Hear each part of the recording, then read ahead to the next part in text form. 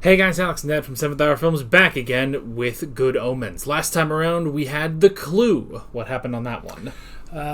It was mostly a story about the minisode, which we finally figured out. Someone pointed out Yes. It was the whole Job backstory. But The Clue apparently is somehow involved with a record. There's a pub in Edinburgh that, whatever her name was... Maggie keeps sending records to, but they all mysteriously change into the song by Buddy Holly and the Crickets. It's getting closer. And apparently there's something about the resurrectionists. And one of the fun parts, we did realize that Job was being played by the fifth Doctor, Peter Davison. Yeah. What we didn't realize is that Job's oldest son was played by David Tennant's son. So Yes. You had father-in-law, son, and son, grandson-in-law. Anyway, Yeah. that was a lot of fun. Yeah. And we also kind of set up the bookshop owner and the coffee shop owner as kind of a mirror plot line for Aziraphale and Crowley. Yes. I think that's where we left it. Right. And the angels came down to the bookshop because of the miracle, did not recognize Gabriel, but they are very suspicious that something's going on. And the whole thing with Job led Aziraphale to realize that he can only, like Crowley, he can only go along with heaven just as far as he thinks he can without, committing murder, like on the children and the animals and things like that. So. Right. So, yeah, that was pretty much it. And we were informed that the minisode, A Companion to Owls, was just all the stuff with Job. Which is weird, because... There were ostriches. I mean, it's just the fact that this is stuff they did last season anyway, the flashbacks and everything, so I don't know why they have to specifically label it as a minisode. Also, minisodes are generally, apart from the main episodes, the main season, so... Like, the one we saw was the Night of the Doctor. Yeah. Where the Ninth Doctor evolved into the War Doctor. Yeah, yes. That's a minisode to us. Right. Yeah, Doctor Who kind of has that down. In the anime world, we call those OVAs, or we used to before the internet happened, so I think they're ONAs now. I'm not entirely sure, don't quote me on any of that. But anyway, so yeah, we are moving on to Chapter 3 today. I don't want to spend 20 minutes talking about X or anything like that, so do we got anything else before we move on? I got nothing. Yeah, so shorter intro. Why don't we just go ahead and jump right into this episode of Good Omens. Here we go. I know where I'm going. Jim's mug.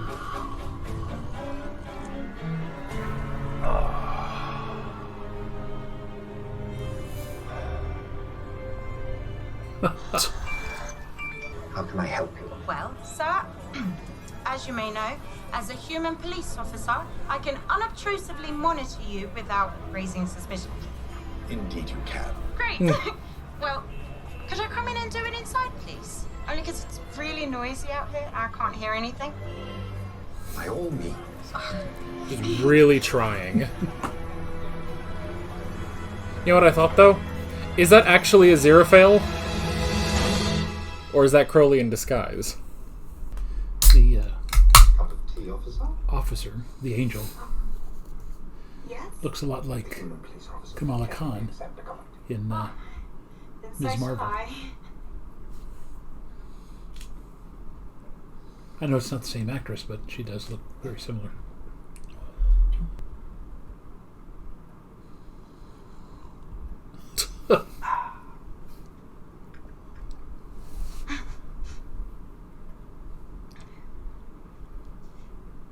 I think I'll just look at mine for a while. As you please. Great. I always say the best part of a cup of tea is looking at it. This is ridiculous. Oh, I guess I was wrong. Inspector Constable. That's my name. Of course it is. First visit to Earth, is it, by any chance? Yes. I mean, it's amazing, isn't it? Just It fell apart. Or rather, no. Obviously, I've been here for like 200 years. But when I said yes just then, that was an error, which... Word with you, Angel, in private. No, but I'm supposed to observe you. But don't worry. We can always tell you everything we talked about afterwards. Oh, great. Thanks. Well, I don't know how they get anything done in heaven. Which is exactly the same thing I said about hell anyway.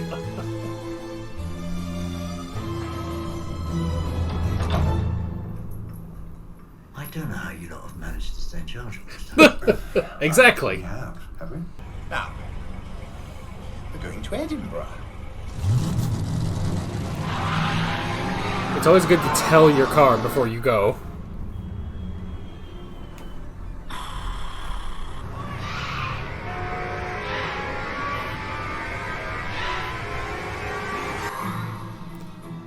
You know, that's exactly how Crowley drives it anyway, so I guess it's not that bad. Yeah. This one's mine, you bastards. Rather strange time to be burying someone. I've got a spade. If the two of you are still here in 10 seconds, I'll use it on you. I like you. Didn't you let us stop you? Must be nice to be able to use a Scottish accent. What? You're going to hell, Hen. Quite right. It was wonderful to meet you, Wee Morag. There is a stolen body in that barrel. This is wicked. Oh, I'm down with the wicked. Anyway, is it? He's so at home at the streets of Edinburgh. Look, you know, they cannot be truly holy unless they also get the opportunity to be wicked. She is wicked. Right. That only works if you start everyone off equal. You can't start someone off like that and expect it to do as well as someone born in a castle. Ah, but no, that's the good bit. The lower you start, the more opportunities you have. So Elspeth here has all the opportunities because she's so tall. That's lunacy. No, that's ineffable. We're getting along terribly well together. You realize I can feel when you drive the Bentley under the speed limit? I'm sure you can't. I can. So put your foot down. Right, all right. I'm awfully sorry. It doesn't seem to want to. Was that a travel suit? No, My car does not make that noise. What are you doing to it? nothing. You've done something to the car, haven't you? I didn't forget. I really don't know what you mean. My car is not yellow. It has never been yellow, and it's not going to start being yellow now. Change it back. But it's pretty. If you don't change it back right now, I'm going to start selling people books. Oh god. I might even give some away.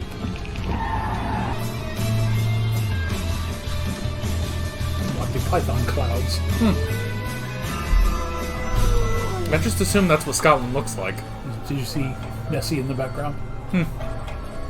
Would it just be nice if someone told you what a good job you're doing? In hell. Yeah. I mean, I'm just happy when you don't sentence me to the dung pits for pissing you off. I mean, a day I don't get sent to the dung pits is a good day. I mean, as long as it's a day that nobody rips out my tongue for talking to you. Right, so, the plan. Operation Lovebirds. I'm going to wait until they both happen to be near the awning. Then, sudden downpour.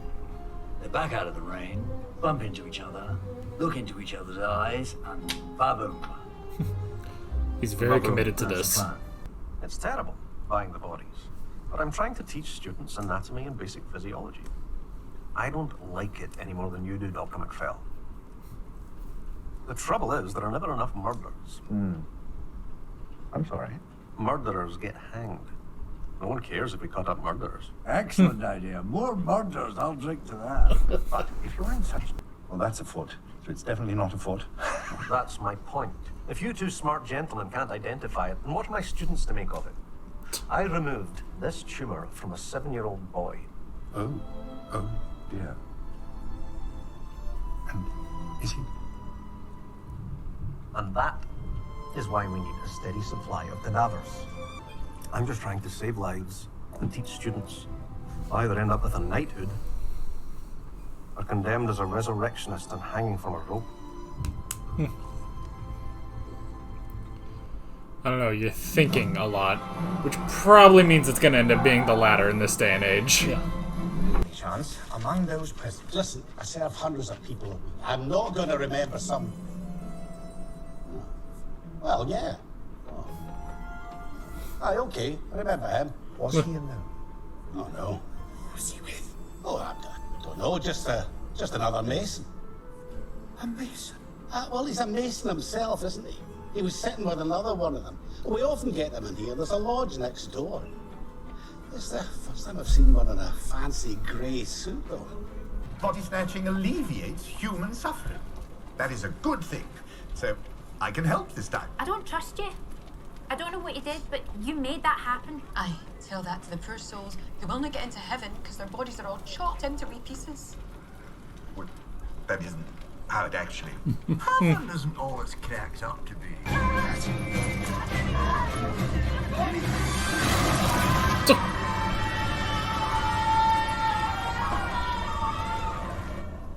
Might have slightly overdone it on my own. I could heal her. No, it's the right thing to do. I will book no... what do you...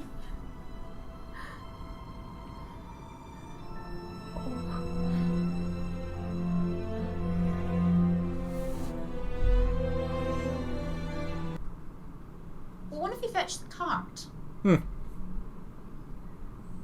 Whatever for? I could be wrong, but I think Elspeth's taking wee Morag to Mr. Dalrymple. But what? I should let her rot in the ground while I starve. Is that what you'd have me do, Mr. McPhail? Because it is certainly not what we Morag would want. No, of course not. I just... You could have waited like 5 minutes. No. What did you do that for? You'll kill yourself. Constitution of an ox. Well, I don't need laudanum to kill myself. No dying.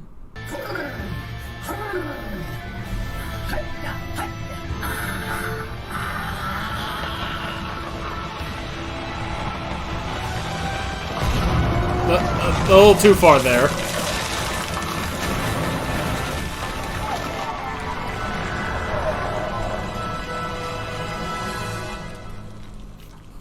I can see my house from here.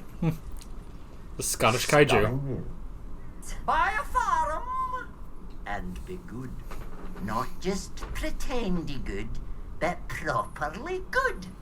I promise I will. I promise. Do you, though? No, that's good enough for me. There you are then, hen, off your pot.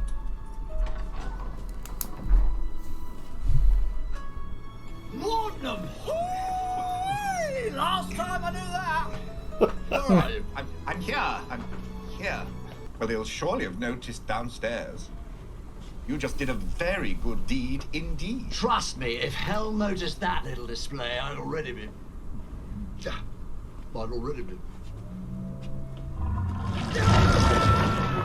And that was the last I was to see of Crowley for quite some time. Telephone, please. I don't have all day, and I did ask nicely. Oh, I'm so scared. You do. You say no. I'm out of minutes. Mostly I just use it for Twitter. And Grindr. It's X now, actually.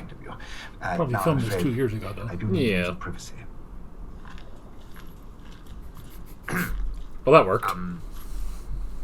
Hello. I'd like you to call the telephone in my bookshop, please. Phone? It's on my desk. Well, he asked nicely. Bell's bookshop. We probably don't have what you're looking for, and we wouldn't sell it to you if we did. I think I found some clues. You haven't actually been selling any of the books, have you? Not a one. Oh, good. That's a proper clue, isn't it? Oh, listen, I think it's about to happen. The awning of a new age. I'll see you when you get back. The awning? You're upset and you're acting as if it's my fault. I don't really know what's going on in your life, but I know that whatever happened the other night, I didn't lock us in. Lovely rainy rainbow. No, the birds. I'm not your type. You have no idea.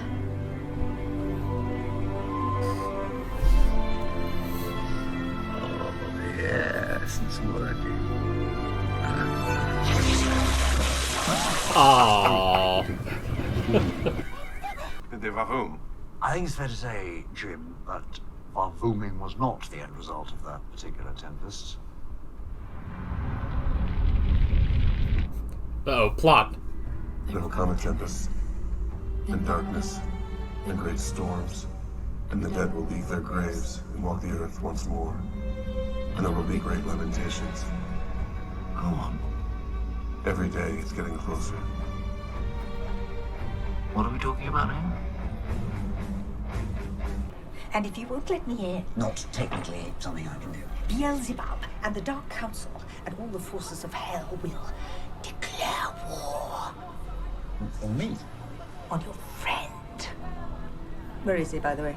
Stock taking. In the basement.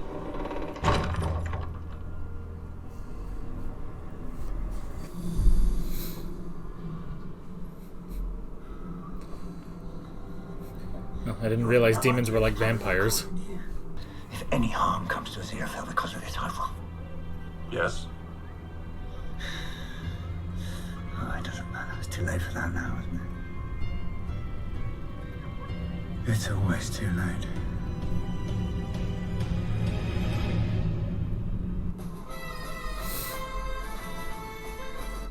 Alrighty. That's the halfway point of the season. And we still really haven't learned anything. Yeah, it's... I mean, people have said that this is a more character-focused season, so this... Which the mini-sodes, I guess is we're going to call them, do make sense in that regard. But yeah, when I look at it, it's like, okay, so we set up, Wee Morag and Elspeth and not Dr... I can't remember. Yes. It's just a little too Scottish for me to say, but yeah, it's like we're setting all of that up and we have this whole story there and it's like, okay, and what does this tell us about the plot at hand?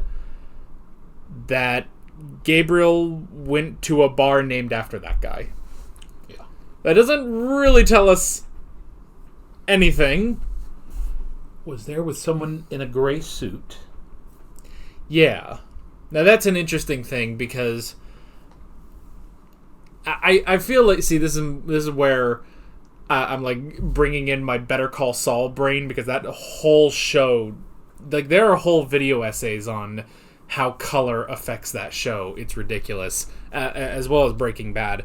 But see, now I'm thinking of it as like, okay, it's someone in a gray suit specifically. So it cannot be an angel and it cannot be a demon, because now the demons at least have some variation. Most of the time they wear black, occasionally they wear red as well. But the angels, as evidenced by the Inspector Constable, it's just white and they will never wear anything other than that. Like maybe the only person who does wear something different than that is Aziraphale, but that also does kind of make sense because he's not, with heaven anymore. So yeah, someone in a gray suit. What could that mean specifically? I mean, whoever it is, it's someone important, not just their gray suit. So, and there was the second clue is Mr. Dalrymple said he would be hanged for, being basically a grave robber, or they would call him a resurrectionist. Yeah. So we're still trying to figure out who the resurrectionists are. However, what Gabriel, Jim, was quoting there at the end, again, that sounds very much like the Book of Revelation. but it could also be something from the Old Testament. But again, it strikes me that the whole apocalypse thing is definitely New Testament. So, weeping and wailing and gnashing of teeth and tearing of garments and ash and sackcloth, whatever. Sorry about that. Right. That's all Old Testament. But yeah, the dead rising out of their graves and all that, that's very New Testament. So again, this is still leading me, after episode 2, this is leading me to believe that somehow, because the apocalypse was thwarted in book 1, that now they are trying to somehow go around that and still try to accomplish what is said in the book of Revelation. Yeah. We'll see in the next 2 or 3 weeks. Well, and I mean, it would also kind of make sense, because I caught, and at first I thought this was just kind of a throwaway line, just a good joke of the miracle scale that heaven has, and the one that they performed to disguise Gabriel was 25 Lazarites on the scale. It's specifically measured in Lazarus, so, which I guess that makes sense, but it's also interesting. It's because Lazarus, correct me if I'm pretty sure Lazarus is bringing him back from the dead. Yes. That's the whole point. That's where anything connected to the name Lazarus has that sort of, has that connection. But the fact that disguising him, which Aziraphale only did half of that as well, equals 25 of Lazarus being brought back from the dead specifically. So, I don't know. It's an interesting thing. And especially, too, I guess, because there's the question... I mean, I don't know, because I don't know how... This is the weird thing about this show, is you kind of have... we talk about, canon with, stories and stuff, what's canon to different things. So now you have to sort of wonder, in the canon of Good Omens itself, how canon is the Bible, which is a weird thing to think about, but at the same time, it has to be all canon, because that's the point. But see, I'm also looking at this I don't think, Jesus himself would be a character on this show. Yes, you have the archangels and stuff, but, even Aziraphale is a made-up angel for this story. So I'm curious, okay, so that's, if we're basing it on this specific miracle that Jesus performed specifically, and then I'm also thinking of when they talk about how will you get into heaven and stuff, and none of that is on none of the normal things you hear in church, the repent and be baptized, none of that is coming from Aziraphale, but to him he's also kind of saying, I mean, I don't know, maybe that's sort of an Old Testament thing of you kind of screwed up once, well, I mean, we can't really let you in now. You did the one thing. So I'm trying to rationalize 4 different things. I think what Neil Gaiman and Terry Pratchett are doing is something that writers have been doing for centuries, especially in the 20th century. You take a story, for example, like Moses. All right, Moses, taken by his mother, put in the basket, put into the river, saved by the Pharaoh's daughter, and the next time you hear from him, he's the Prince of Egypt, all grown up. What happened in those intervening, 20-something years? True. That's where all those stories in the movie, The 10 Commandments, comes about, etc. So, the story of the Antichrist. The Antichrist is only mentioned in the book of Revelation, that I recall correctly. Right. That they will rise. So, all of that stuff in the first book about, we've got to get him born, he's got to rise on earth and be the leader, and yada. This is all what would have happened between the birth of the Antichrist and the appearance of the Antichrist. And now I think, again, they're trying to fill in what would happen leading up to the second coming of Jesus. That appears to be where it's going. But again, please do not quote me on that. That's just my background in theology seems to be pointing that way. And I will be happily surprised if that's not it. Right. Well, and the thing, obviously, is if it's said in this season, they already know the answer because they've already watched the season because it all came out already. But for us, this is us just theorizing, on the week to week. So So that's true, that book 1 is technically only based on a small portion, even though they show flashbacks of the two of them on Earth at these different events. It's still, and you're right, it's like the Ten Commandments, where it's like, they don't even name Pharaoh. It's just, everyone just kind of, let's go with Ramses. It's a good, solid name. It's not the overly complicated, long Egyptian names that'll work, so... Well, and that's the other thing, though. By modern archaeological research, the most likely pharaoh during the time of Moses would have been Ramses II. However, all that being said, and all the evidence tends to point to that particular time period, in all of the recorded history of Ramses II, and he is one of the most written about pharaohs in his own time, there's absolutely no mention of the loss of the Hebrew slaves. There's, there's no mention of the great miracles. There's no Red Sea parting, the 10 plagues. None of that is mentioned in any of the historical records from the Egyptians themselves. Now, modern day Christians will counter, why would he want to put in all these great defeats? Because somebody in Egypt would have said, heavens to Ra, there was blood in the Nile, and there were bugs and pestilence and raining fire. Somebody, you would think, so that would take literally a nationwide conspiracy to conceal the truth if that had not happened. So anyway, and even if, and we'll get back to it in a second, and even if he did destroy all the writing about it, there would probably be evidence that something was destroyed, I would imagine. We used to have 5 volumes of history. Most of them got really skinny since then. The female pharaoh, the one who really reigned on her own, Hatshepsut, the pharaohs who followed her tried to erase her from history. But again, the reason we know about her is because at some point archaeologists found images that someone had tried to scratch out but weren't successful on that, and as they kept digging in the records, they finally said, wait a minute, there was a queen who ruled Egypt by herself, and really did great things because she didn't lead, but she sent the expedition to Punt, which was a huge trade agreement, and I mean she really did increase the power of the kingdom, and so it was again nearly impossible to erase her because of all the good stuff she had done. Yeah, it's too much to erase. Now, and I'm gonna do it again. In the plot of Yu-Gi-Oh, that is one of the 0 days. That is the one of the, which I already mentioned anime at the beginning of the episode anyway. That's true.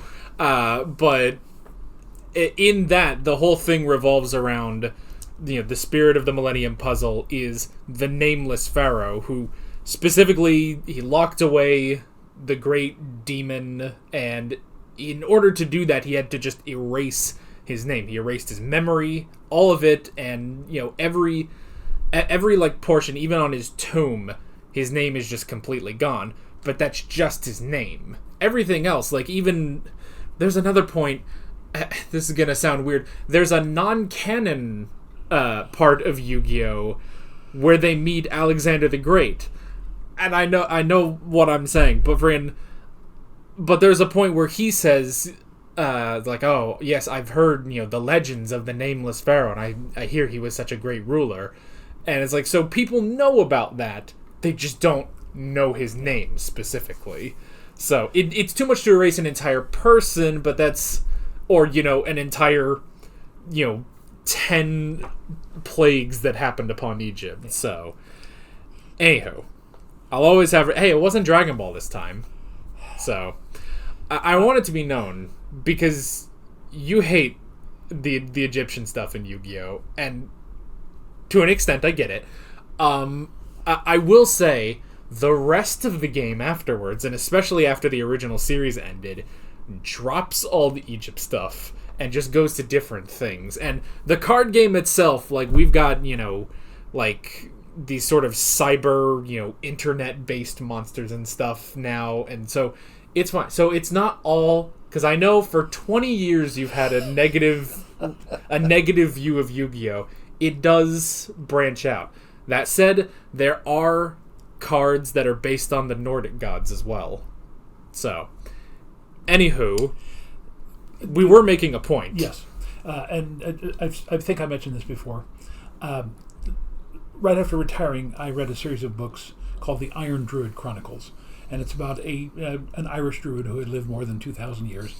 But he is familiar with not only the Irish gods, but the Nordic gods and the European gods and the Native American gods and the Jewish and Christian gods. And at one point in one of the novels, he actually meets Jesus.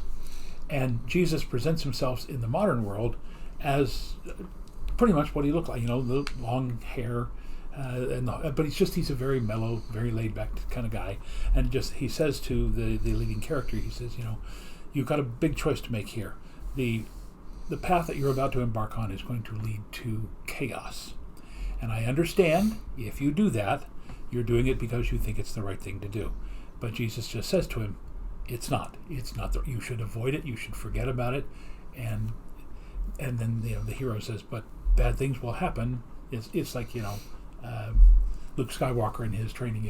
My friends are in trouble. Yes, but you must stay here and finish. Help them you might, but it's going to end up bad anyway.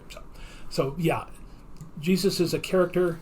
Seems to be definitely within the outlines of this particular plot. Yeah. So it would be funny. There was a long time. This was before Doctor Who was revived in 2005, but there was a show, I think it was only like 3 episodes long. It was by Russell T Davies, but it was about the second coming of Jesus in the modern time, and I think he was played by Christopher Eccleston. So, and I hear it's like really good, and his acting is really good in that. And I've always kind of wanted to check that out. And who knows, if it's only 3 episodes long, I guess we could watch it on here sometime. Yeah. But that would honestly be hilarious if they did get Christopher Eccleston to play Jesus in this. So, anywho, where were we? Yeah, and I was about to also bring up God of War, but then I decided to stop myself. So, anyway, I'm trying to backtrack to the point that we were making of the minisode, the point of it. I guess. See, I'm not. Because we do have the sort of clues of where that could be leading. Do we necessarily get those clues out of that story? What I was getting out of that story is again something that modern ethicists have to deal with. You're talking about essentially taking dead bodies to be used as scientific research. Now, today, of course, we do that more ethically. We simply say, if you'd like to donate your body to science, it will help us train surgeons and other doctors to help, mankind cure various illnesses. But back then, you remember, people still did not quite understand about the human body. Yeah. Blood flows out of the heart as red and comes back as blue or purple, whatever.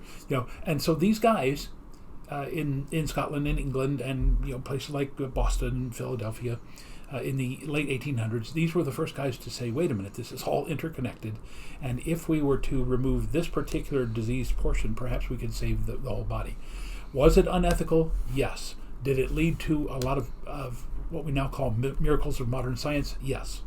So that's just something that they had to deal with then. We're very fortunate that we're not dealing with that now, but I think that's what they're setting up here. Is sometimes you have to do something that seems very, very bad in order to accomplish something very, very good.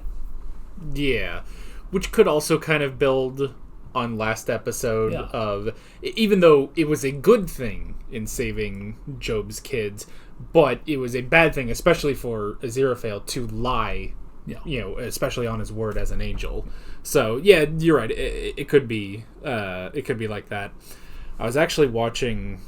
This is not anime, video game, or nerd related at any point, but I was watching a video. It was from Wired, I think, and they have a series where they have like these professional people come on and answer questions from Twitter or just on the internet and stuff. And this was the second video they did with a mortician, and it's the videos. they're kind of unsettling because it's a mortician talking about the dead and stuff, but they're so fascinating. And he's a really nice guy, and he's very interesting to listen to. I think his name is like Victor Sweeney or something. It's like he looks, and his name is like the most mortician you could get. But he was a really interesting guy, and that was one of the things in the latest video he did, where one of the questions was, if someone donates their organs to science, what do you do in the casket? You know, like, what does that look like? And, you know, he says, like, sometimes, you know, they'll, like, if they take, like, a femur or something, they'll send back a cast of that femur, basically, that you then reinsert into the body, so you make it, you know, so it's not just, you know, the flat thing of skin, you know, deflated in the casket, you know. So, but those videos are really, really interesting. Yeah. So, and it's something that I watch that's not the cringiest thing I could bring up in these. I mean, granted, I do anime reactions here on the channel anyway, but it's always just funny now to see how many anime I can reference in the course of Good Omens. So, anywho, but that's a really good video. And still, you know, it is sort of what we've been saying. This whole series is like, you know, we'll just take watching Aziraphale and Crowley. You know, like that's always just really fun. So yeah, and you're right about the whole thing. You know, you need to understand it more, because even, you know, Wee Morag was saying, like, oh, you know, chop those bodies up and they can't go to heaven. And Aziraphale's like, that's not quite how that works, you know, like... Now, oddly enough, in the Old Testament, that there is an actual part that says, for example, if you're a farmer and there's an accident and you lose your finger, that you would not go to heaven, because you have to be complete, your body has to be complete in order to go to heaven. If I recall that correctly. Now, someone can correct me in the comments if I'm wrong. But it's also, if you have a tattoo, you can't go to heaven. You know, there's all sorts of bodily restrictions on the ancient Jews. Now, I, again, don't know how that would change over the time up to the time of Christianity. But yeah, in some of the earliest restrictions were very, very odd. Yeah. Well, and you also, so I think like last week or in the first episode, I think you mentioned, like, there's no actual mention of hell in the Old Testament. In the Old Testament, yeah. Well, and because I remember there was some, you know, video I was watching years and years ago where one of the people on there was Jewish, and he said that, you know, when he was a kid, he had some of his friends, like, you know, they basically told him about hell, and it's like, oh, it's this terrible, scary place, and he got scared because he was a little kid, and he went to his rabbi, and he was like, I heard about this thing called hell. Is that real? And his rabbi was like, nope. And he was like, oh, good. And he was just like, that's a real weight off your shoulders, you know? Now, this, again, I'm going to try to keep this as simple as possible. My understanding of the teachings of Judaism is that if you lead a righteous life and you die essentially in God's grace, heaven, in that instance, is that your soul will be in the presence of God through eternity. If, on the other hand, you do not follow the Jewish laws and you are not in the state of grace when you die, then your punishment is not, you know, a fiery place with, you know, devils and pitchforks, but instead your soul is no longer in the presence of God for eternity. You are literally just alone, your soul by itself, out of the presence of God. And that was considered to be, you know, the ultimate terror for a Jewish person, is you didn't want to be outside the presence of God. Okay, because I was going to say, you know, with what you were saying of like, well, you lost a finger, well, too bad, you know, because it's like, I was just kind of wondering, it's like, have they relaxed a bit at all in, you know, 5,000 years or whatever in like the Jews? Like, is there less of that? Yeah. And see, this is something that we as Christians don't learn about, and that's really sad. But what is contained in the Old Testament is not even what the Jews at that time believed. All right? There are huge numbers of written documents and explanations, stories about Judaism that do not coincide with what's in the Old Testament. I mean, up to and including the fact that Eve was not Adam's first wife, and all sorts of these other stories. So again, again, apologies to our Jewish friends because we literally know very little about Judaism, but that's just because we have been brought up in a Christian-oriented world. Yeah.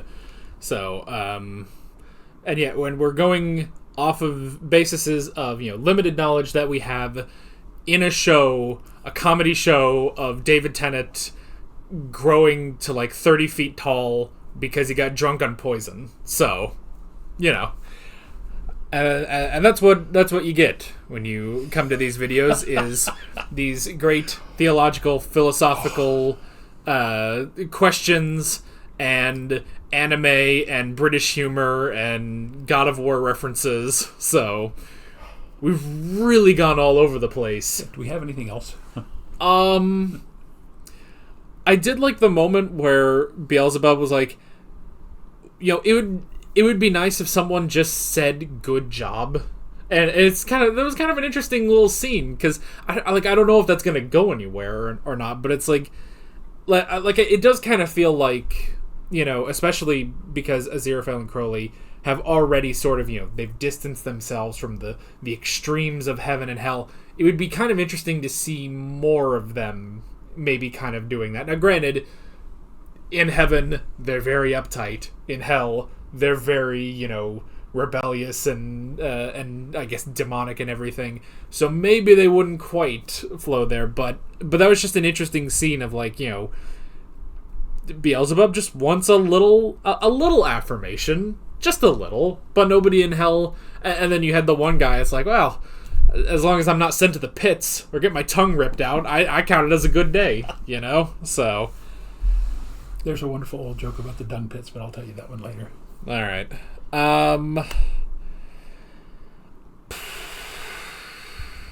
Yeah, I guess that's pretty much it. Oh, and then we had Crowley's plan to help Maggie and Nina.